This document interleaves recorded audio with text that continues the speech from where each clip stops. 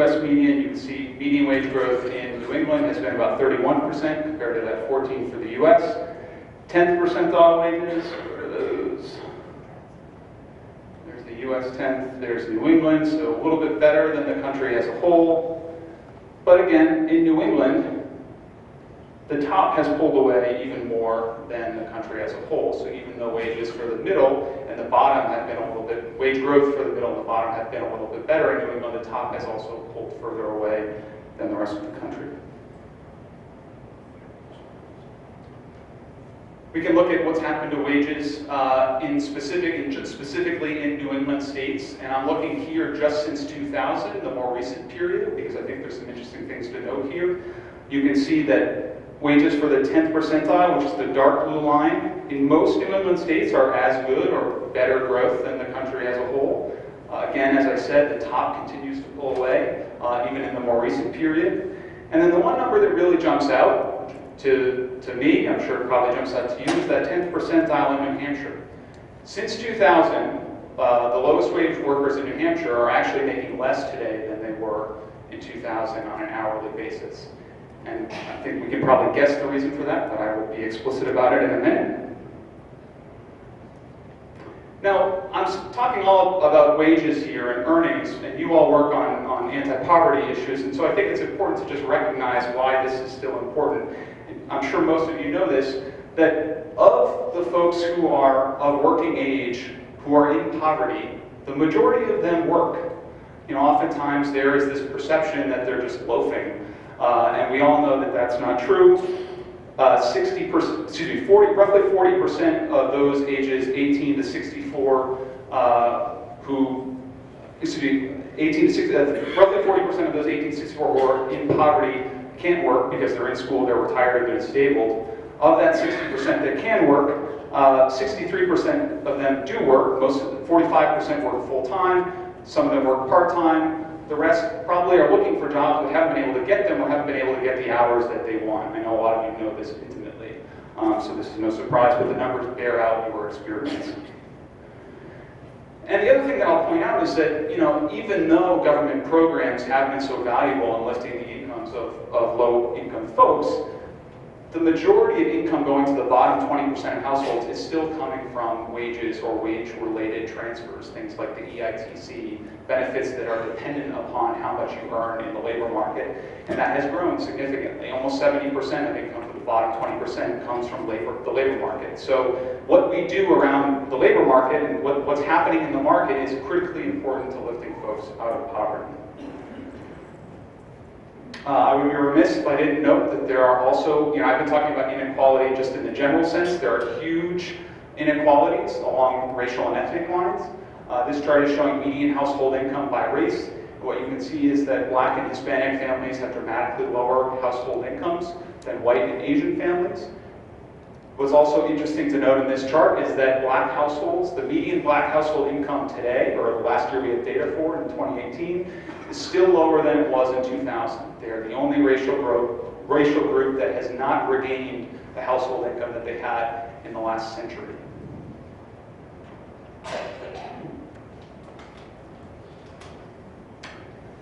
Wealth is also a huge source of inequality, and as I'm sure you all know, wealth is critical for being able to get yourself more education, start a business, develop passive income sources, weather some sort of financial shock like an unexpected medical bill. The typical white family in the United States has 10 times the wealth of the typical Black family, and about 8.5 times the typical wealth of a Latinx family. And we can see that the rates of those groups that have negative wealth, that are in debt, much higher among Black and Hispanic families. Nearly 1 in 5 Black families has negative net worth, and it's about, what's that, 1 in 8 among Hispanic families compared to less than 1 in 10 white families. So huge gaps in wealth. And unfortunately, this problem is only going to get worse over time. Because when we look at what happens to inheritances, the typical white family, when they receive an inheritance, their net wealth goes up by about $100,000. The typical Black family, when they get an inheritance, their net wealth goes up by about $5,000. So over time, this gap, this wealth gap, is going to continue to grow unless we make some sort of intervention to do something about those inequalities. So what do we do about all this? Now, I focus primarily on the labor market, so my answers to this question are going to be aimed at that portion of the problem. We talked about New Hampshire's low-wage workers not making as much as they used to. Well, this is directly a result of the fact that New Hampshire abides by the federal minimum wage, which today, as many of you probably know, is $7.25 per hour. Federal minimum wage was last raised in 2009, over 10 years ago. Since it was raised in 2009, its purchasing power, its inflation-adjusted value, has declined by 17%. But that doesn't even tell the full picture, because at its historical high point in the late 1960s, the federal minimum wage was worth about $10.50 in today's dollars, which means that the lowest paid workers in the economy today are making about 31% less per hour than their counterparts a generation ago. That's about $6,800 in annual spending power that they don't have, because we've let that labor standard erode. And this is important, because when you raise the minimum wage, it actually works. When we look at what happened at the 10th percentile wage in states that raised their minimum wage between 2000 and 2018, wage growth for those folks was much stronger than for folks in the states that didn't touch their minimum wage. The dark blue line on the left, the 5.7%, that's wage growth overall at the 10th percentile in states that didn't raise their minimum wage. That 9.9% is in states that did raise their minimum wage. This impact is even more pronounced for women, who make up the majority of low-wage workers. For them, it's a gap between 10.7% and 2.8%. So raising the minimum wage does lift wages for the bottom group of workers. And if we don't do it, we end up in the situation like we're in New Hampshire, where low-wage workers today are making less than they were 20 years ago. The other important counterbalance to this this ability of the top 1% to capture more and more of the income is bargaining power. Workers today just don't have the kind of bargaining power that they had a generation ago, and a lot of this, I would argue, is due to the decline in unionization. Unions allow workers to accumulate more bargaining power when they're negotiated with employers for higher pay, and when we compare unionization rates to the share of income being captured by the top 10%, they're almost mirror images of each other. As unionization has declined, the top 10% has been able to capture more and more of the income generated in this country. And some people think that this decline in unionization is just sort of the natural course of things, that people, unions are dinosaurs, nobody really wants them anymore. That's not true. The set of bars on the left is from a survey conducted in 1977, when 26.5% of the workforce were union members. At that time, of those that were not union members, about 50.8% said that they wished they were. A similar survey was conducted in 2017, when only 11.9% of the workforce were union members. And of those that were not, 54% said that they wished they were. So there is appetite for stronger unionization. Folks are just not able to achieve it in the legal systems and facing the opposition that they do from employers today. So my last slide, and I managed to get through these pretty quickly, I'm impressed, is, believe it or not, this is the hopeful slide.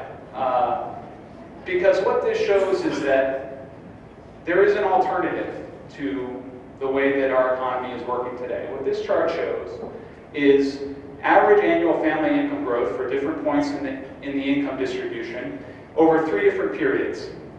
The lightest blue lines, well, I'll start with the dark, but the dark blue is the period from 1947 to 1979. And what you'll notice, this is annual growth in income. So what you'll notice is that on an annual basis over that period, basically every single point in the household income distribution, the family income distribution, was growing about 2% per year, a little more than 2% per year. Really equal growth, the rising tide lifting all boats.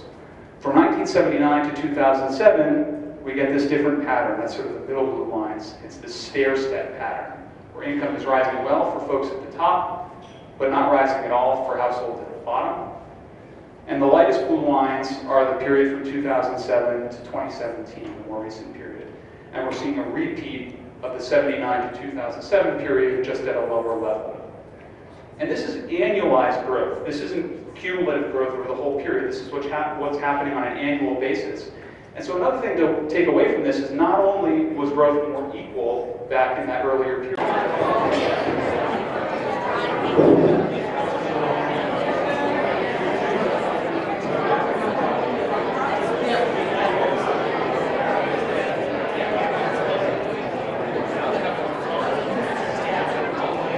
Good morning. Good morning, everybody. Good morning. Call and response. Good morning. Good morning. Thank you very much. And it is a good morning.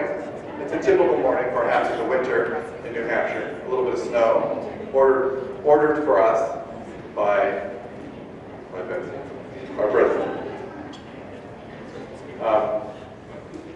Again, welcome. Thank you for joining us. I'm Joe Diamond from NECAP, the Association of CAs in Massachusetts, but I'm also here, of course, representing the New England Community Action Partnership. And we are thrilled to bring to you today one of the series, actually, of events that have been being put together over the last many years, 2 or 3 decades, right in coincident with the primary season.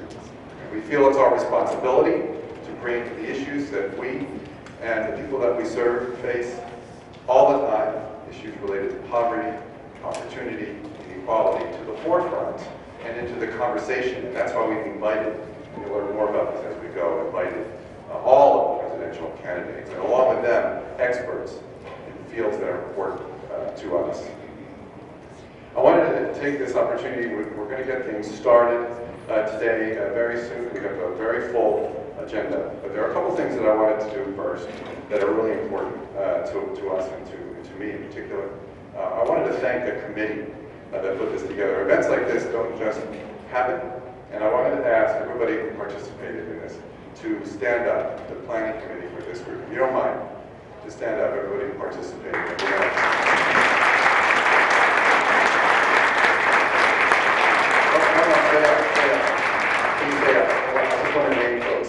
You don't have to wait, but from Connecticut, this is a sort of a New England-wide thing. Connecticut, Deb Pullen, Michelle James, Rhonda Evans, and Kelly Hall. Thank you very much from Connecticut. From Massachusetts, Joe Diamond, Lisa Clay, and Josh Young as well. Thank you very much. From Rhode Island, Paul Slater. Paul, thank you. From Maine, Sean Yardley. Sean, thank you. And from Vermont, Steve Geller, Matt Burke, and Don Butterfield. Thank you. You know, an event, you don't finish planning an event until it's over, right? So we continue to plan this event, and we are very thrilled with all that work. And I also wanted to thank, in particular, Rhonda Evans, Kelly Hall, and Lisa Clay for really ushering this whole thing.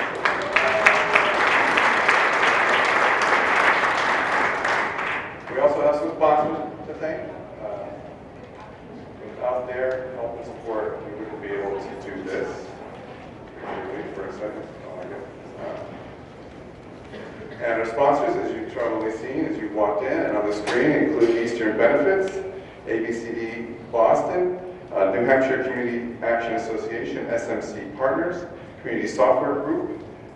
Community Software Group actually is the snack bar sponsor. SMC Partners is a cocktail hour sponsor. Mutual of America, also a cocktail hour sponsor. Folsomeness, Community Action Partnership, Community Teamwork in Lowell, HSW Solutions, and NECAP are also sponsors. So we thank the sponsors for this event as well. The sponsorships actually turned out really wonderfully, so we're really thrilled about that. It's a challenge to make sense of our times, and we're going to begin to do that today together. We've got a great agenda, as I've said, and let me do this right now to get things rolling. I want to introduce our fearless leader, Betsy Andrews Parker, who is the president of the New England Community Action Partnership.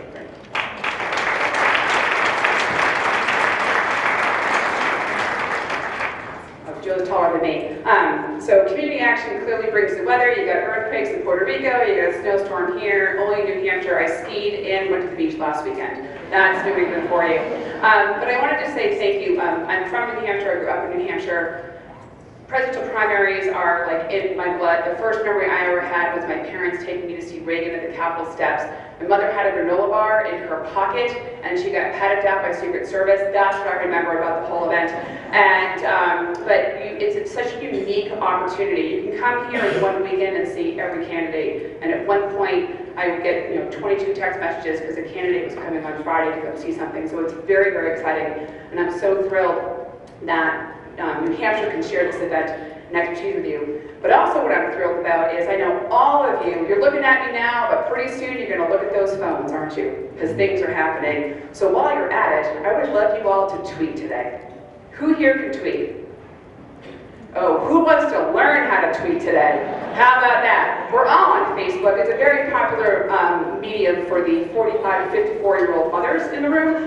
So we are going to use that to our advantage today. If you don't have a Facebook page for your agency, we're going to make you one. If you don't know how to tweet, we're going to teach you how to tweet. But our hashtag is hashtag NECAP 2020. I really want you to use that. I want you to get the message out because no one else has the forum and the voice for the people that we serve besides those of us here in the room. And we have to use that particularly for this particular election coming up because it really can make a difference for those that we serve. And speaking of those who make a difference, we are blessed today to have Joyce Craig, who is the mayor of Manchester here. I'm a personal fan, even though I don't live in Manchester. If I did, I would have voted. And I want to say that really have been a leader on economic development, working on the issues of substance misuse and homelessness here, for not just Manchester, but for the Granite State. So please, everyone, welcome Mayor Joyce Craig of Manchester.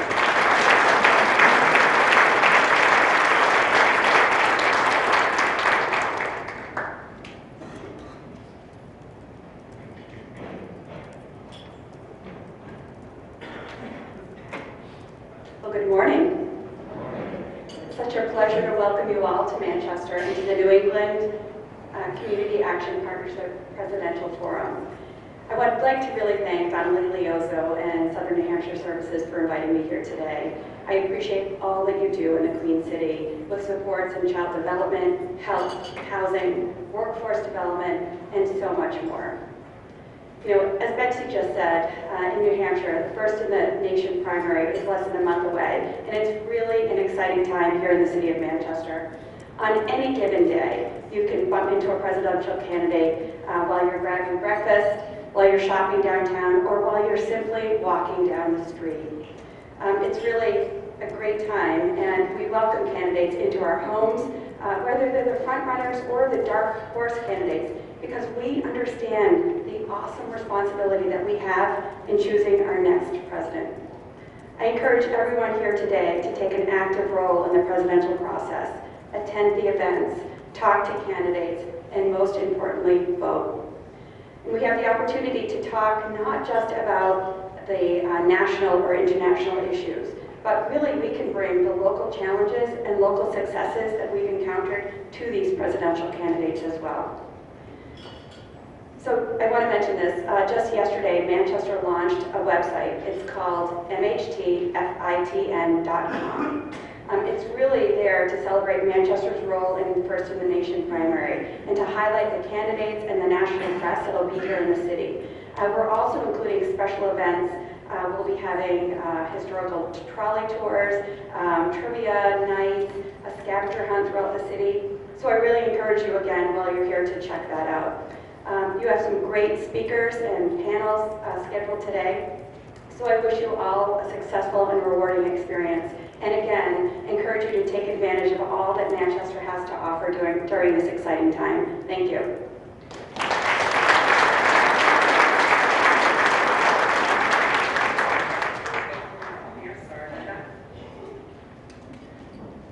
Mayor, we would like to judge you just as a quick thank you and being a great host in our city. It's a Good Man by Mark Schreiber, one of our idols here for Community Action. So thank you very much.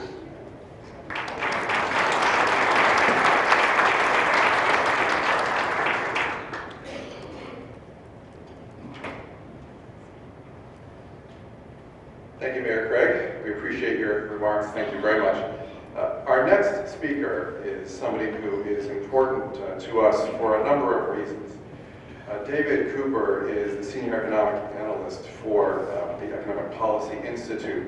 But I would say what distinguishes him the most is that he is a New Hampshire native. Is that right? That's correct, yes, yes, he's a New Hampshire native. So let's just give him a little round of applause for that. Reduced the child poverty rate by 23 percentage points, I think. Well, more than 20 percentage points for Black and Hispanic children over the last 40 years as a result of government programs. And again, this isn't being captured by those official metrics, so it's easy to overlook the impact of those programs.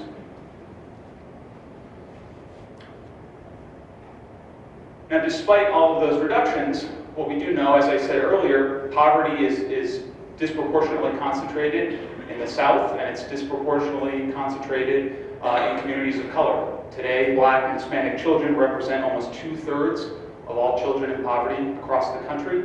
And there are reasons for that we will get into. But as I mentioned, this SPM that the government produces, one thing that's nice about it is that each year in the Census Bureau's report on the supplemental poverty measure, they actually show you the impact of all these individual programs. And I'm summarizing them right here. Under the SPM's measure of poverty, there's 42.5 million folks in poverty in the United States as of 2018. There would be nearly 27.3 million more in poverty were it not for Social Security, 7.9 million more who would be in poverty were it not for the Earned Income Tax Credit and Child Tax Credits, and you can see the rest of the numbers on that chart. So the other thing that I think is an important takeaway from the fact that those poverty lines are flat in a lot of, over a long period of time, if you're not taking into account government programs, is that, unfortunately what that means is that economic expansions are really not doing much to combat poverty anymore. And that's a serious problem. And that hasn't always been the case. So this is poverty rates in 2000 for New England states. If we look at poverty rates in 2007, so this is the last complete business cycle.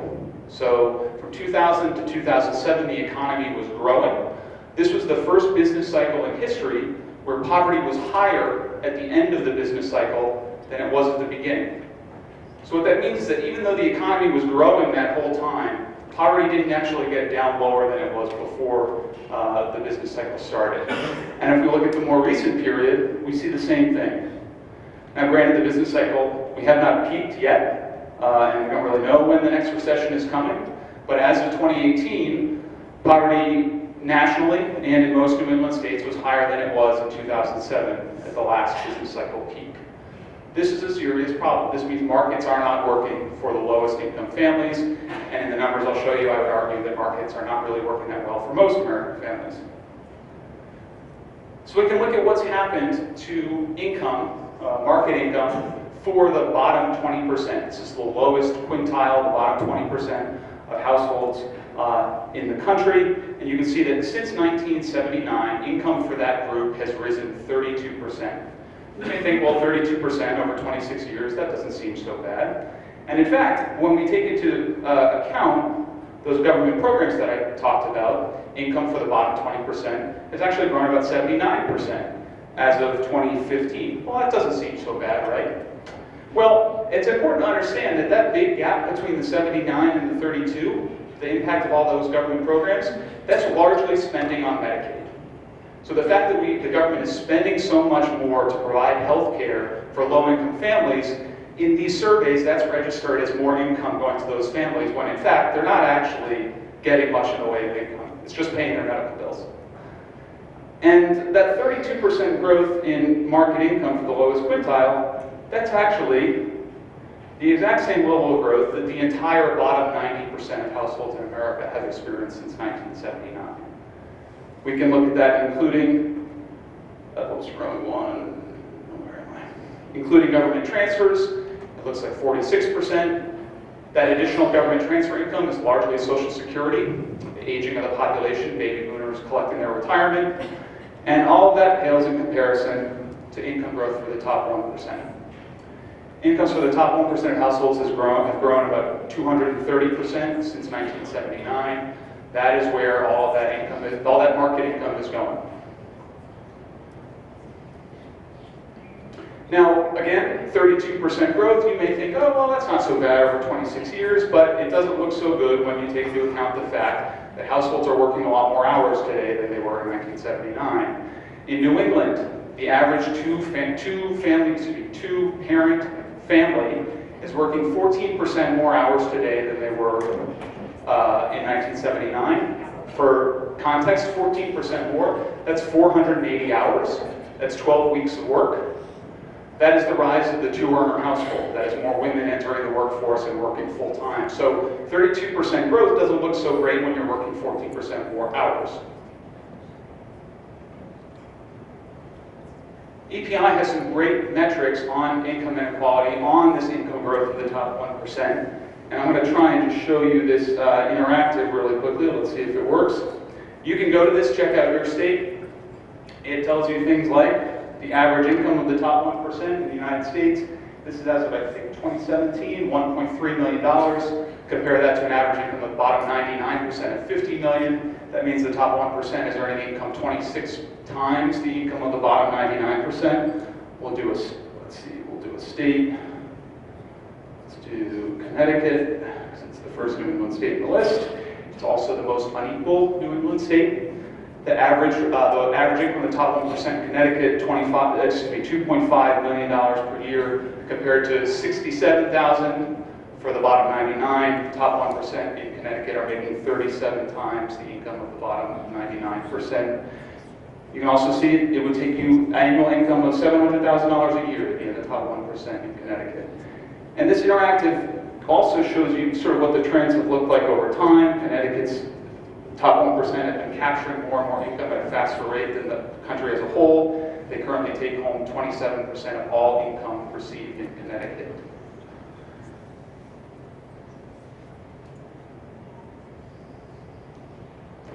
Okay, so how has this happened? You may have seen this chart before. This is a famous EPI chart. What it shows is that dark blue line is productivity. Productivity is the value of all goods and services produced in the economy per hour worked. And the lighter blue line at the bottom is median hourly compensation. So how much is the typical worker in the economy getting paid? And what we see is that from about 1947 till the mid-1970s, as our ability to generate more income from each hour that we worked rose and rose and rose, the typical worker in the US economy, their pay rose at the same pace. Since the mid-1970s, productivity has continued to rise, typical pay has flatlined.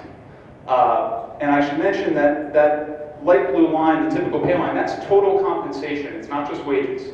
So it isn't the fact that wages have been flat, but people have been getting a lot more in their retirement or their healthcare benefits. Even when we capture those retirement and healthcare benefits, pay for the typical worker has been pretty much stagnant since the late 1970s. And we can see that the trends that we see in income are true for earnings as well. It's not just that the top 1% are taking more of the income through investments and things like that, and they certainly are, but even when we look at their pay from work, they're capturing a lot more. Earnings for the top 1% have grown up 157% since 1979. I lost my cursor, there it is. For the bottom 90%, earnings have only risen 22% since 1979. But even the top 1%, are not doing that great compared to their buddies, the top 0.1%, whose pay has risen 343% since 1979.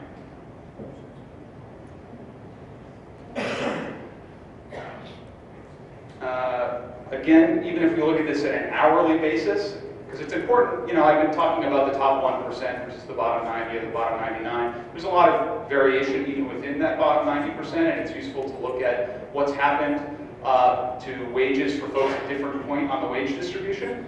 So this chart is showing what's happened to wages at the 10th percentile. So the wage at which 10% of the population makes less and 90% of the population makes more. The median, so the worker who's right in the middle of the wage distribution. And the 95th percentile, that's as high on an hourly basis that we can get in the wage distribution and come up with good numbers. And we see that, again, the top has seen hourly wage growth much faster than folks at the middle. And the 10th percentile worker, the lowest paid workers in the economy, have only seen hourly wage growth of about 4% since 1979, and you'll notice from that chart that they only got above the zero line in the last few years. Prior to that, low-wage workers in the country were making less than their counterparts in 1979. Now, wage growth in New England has been stronger than the country as a whole. David grew up in New Hampshire, went to Georgetown, came back on a political campaign, yes, and then went back to Georgetown and is now visiting us here. The reason we invited David to help us is that we realize that, especially at this point in the event, that context matters, that the economic dynamics, the employment, poverty, all the figures, all the numbers, all the information, all the impacts that we know about and want to know about and hear about are important for us to start out with. So he's going to provide us with important context. In fact, David's work might already be something that you are aware of. He's the Deputy Director of EARN, which is the Economic Analysis and Research Network, which is a national network of over 60 state-level policy research and advocacy organizations. So those policy organizations in your state, Massachusetts is called Mass Budget, and other states they have slightly different names, but they all benefit from David's work. So we're going to get sort of information from the source today. David conducts both national and state level research with a focus on the minimum wage, wage theft, employment and unemployment, poverty, and wage and income trends. So please join me in welcoming David Cooper.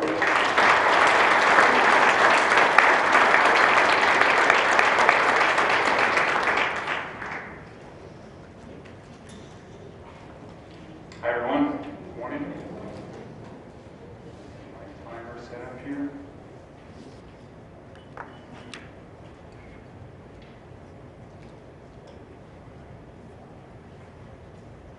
Okay.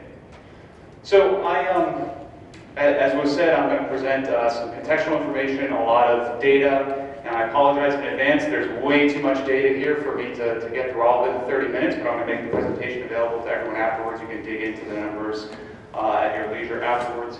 As was mentioned, I'm a senior analyst at the Economic Policy Institute. For those that don't know, EPI is a nonpartisan, nonprofit research organization in Washington, D.C.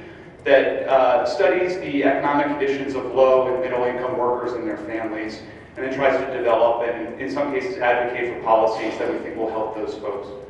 So just to get started, I think it's important to just sort of establish a baseline understanding of a few key concepts and terms. Most of you will know all of these, but there's some nuance that I think is important for some of the slides, so I just want to go over them really quickly.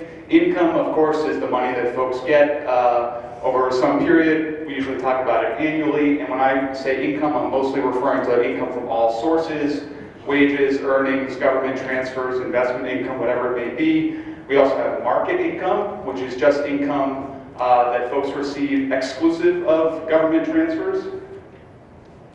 Annual wages or earnings, the money that folks receive over the course of a year from work, primarily as wages, but in some cases it could be folks who have business profit or who are independent contractors and thus get income that way.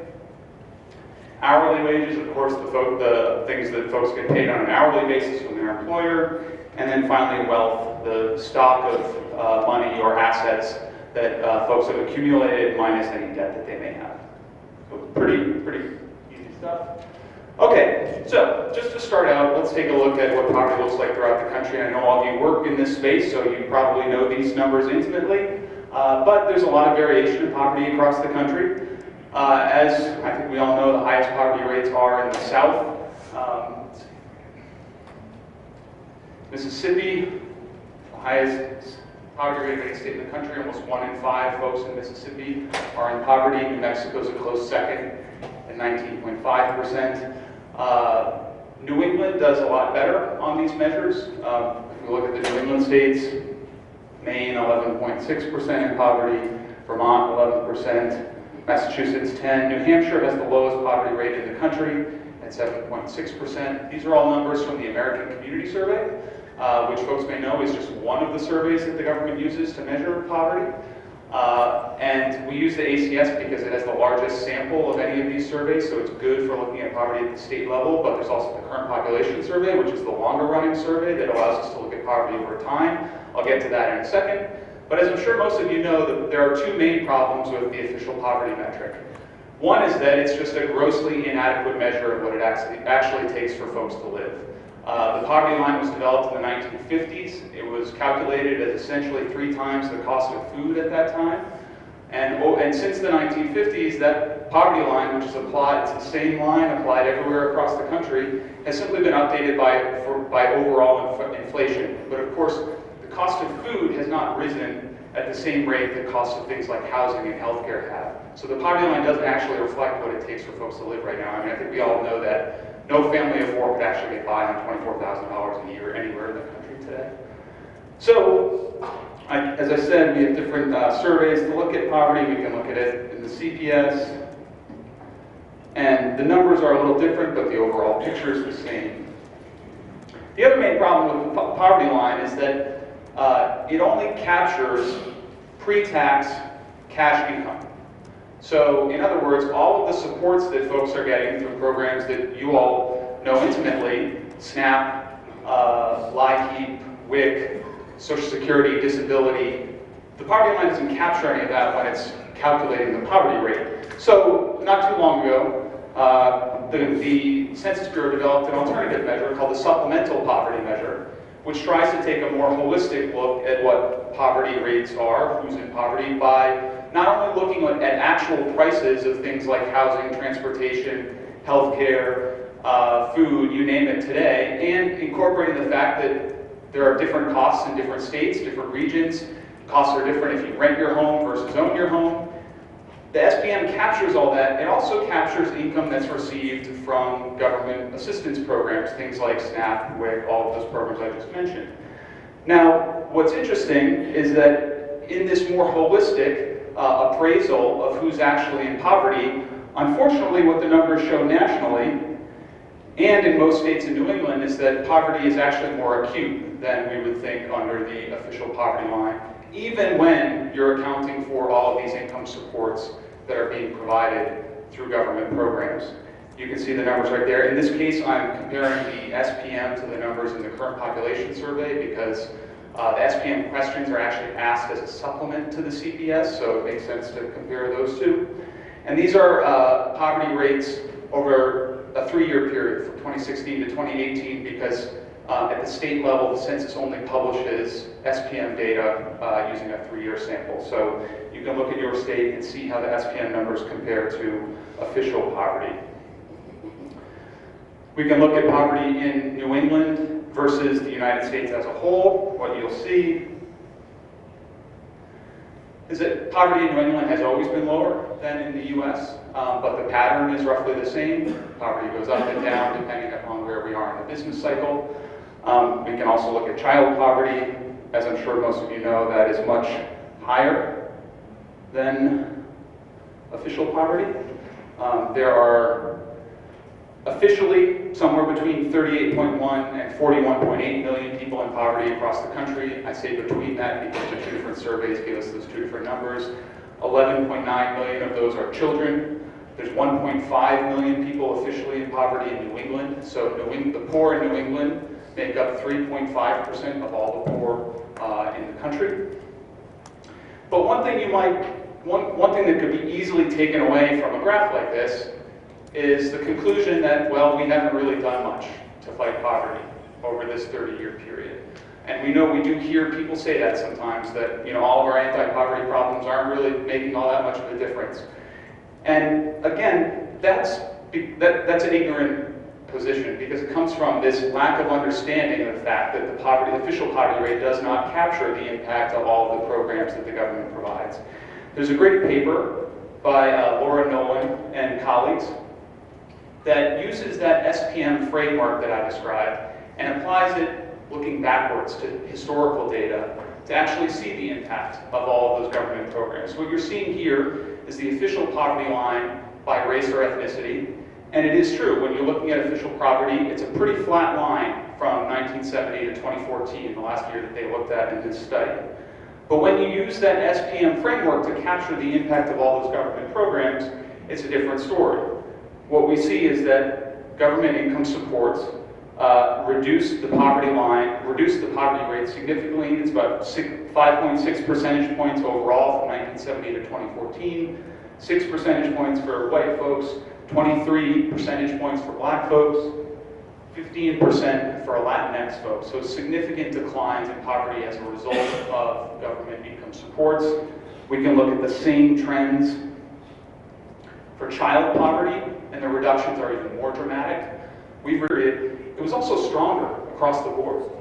The fact that the top was earning more on an annual basis in the middle and latter periods, that's important, but even they are making less now. They are seeing lower income growth now than they were in the more equitable period when everyone's income was rising. So all that is to say, you and I have a lot of work to do, but if there's time left, I'm happy to take any questions that you have.